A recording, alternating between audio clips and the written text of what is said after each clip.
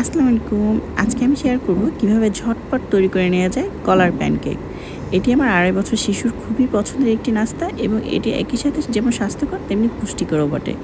এর জন্য আমি নিয়ে নিয়েছি ২টি কলা। আপনারা যদি সাগর কলা ব্যবহার করেন সেক্ষেত্রে অবশ্যই একটি কলা ব্যবহার করবেন। এখন একটি কাঁচা চামচের সাহায্যে আমি কলা দুটোকে ভালো করে ম্যাশ করে নিব। ভালোভাবে ম্যাশ হয়ে গেলে এর মধ্যে দিয়ে দিচ্ছি একটি ডিম। আমি সবসময় চেষ্টা করি সকালের নাস্তায় অবশ্যই একটি প্রোটিনের উৎস রাখতে, তাই এখানে আমি একটি ডিম ব্যবহার করে নিয়েছি। আমরা সবাই জানি ডিম প্রোটিনের অন্যতম প্রধান উৎস। এখন আমি কলা এবং ডিমটিকে ভালো করে কাঁটা চামচের সাহায্যে ফেটিয়ে নিব।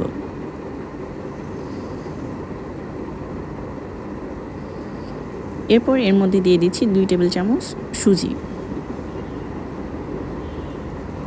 আপনারা চাইলে এখানে ১ টেবিল চামচের মতো ময়দাও ইউজ করতে পারেন, কিন্তু এখানে আমি সুজিটা ইউজ করেছি যাতে আমার প্যানকেকটা অনেকটাই সফট হয়। এবং দিয়ে দিচ্ছি ১ টেবিল চামচের মতো গুঁড়া দুধ ও ১ টেবিল চামচের মতো ঘরে তৈরি করা পিনাট বাটার, যেখানে কোনো রকম সুগার ব্যবহার করা হয়নি। এরপর আমি দিয়ে দিব ঘি। এখানে আমি হাফ চামচের মতো ঘি ব্যবহার করেছি। এখন আমি সবকটা উপকরণকে আবারও খুব ভালোভাবে মিশিয়ে নিচ্ছি কাঁটা চামচের সাহায্যে।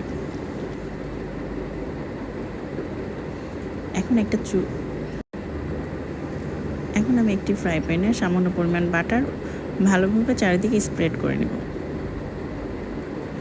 আপনারা চাইলে এখানে ঘি বা তেলও ইউজ করতে পারেন।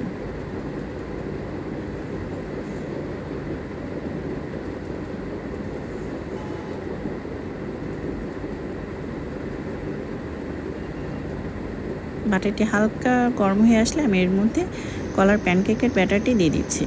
আপনারা পছন্দ মতো যে কোনো শেপ দিয়ে নিতে পারেন। বাচ্চাদের খাবারকে লোভনীয় এবং মজাদার করার জন্য বাচ্চাদের জন্য অবশ্যই খাবারের শেপটা সবসময় ভিন্নতা রাখার ট্রাই করবেন।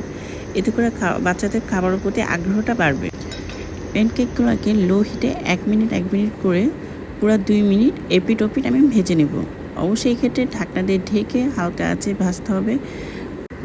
আমি প্যানকেকগুলোর ভাজার ক্লিপটা নিতে একদম ভুলে গেছি, তবে অবশ্যই আপনারা ঢেকে এটা লো হিটে ভেজে নেবেন।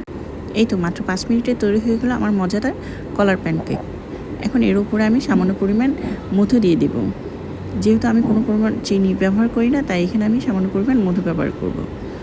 এবং আমি আরও কিছুটা মধু, আমার বাচ্চা যেহেতু মধুটা একটু পছন্দ করে তাই আমি সামান্য পরিমাণ মধু আর একটু দিয়ে নেব। আমি ১ টেবিল চামচের মতো নিউট্রেলাও দিয়ে নিয়েছি। আপনারা অবশ্যই চাইলে এটা স্কিপ করতে পারেন।